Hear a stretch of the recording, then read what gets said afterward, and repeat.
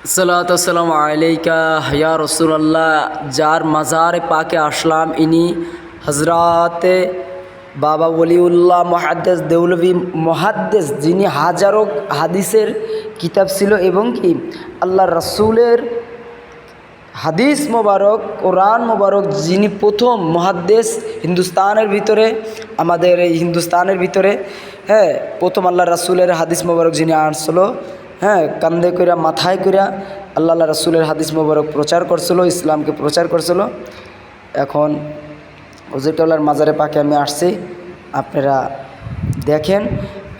বহুত বড় আল্লাহর ওলি আব্দুল হক মুহাদ্দিস দেওলভী, আব্দুল হক মুহাদ্দিস দেওলভী হাজা, যিনি প্রথম আলাউদ্দিন খিনজিরে যখন ইসলামকে আলাউদ্দিন খিনজিরের সময় উনি আসছিল।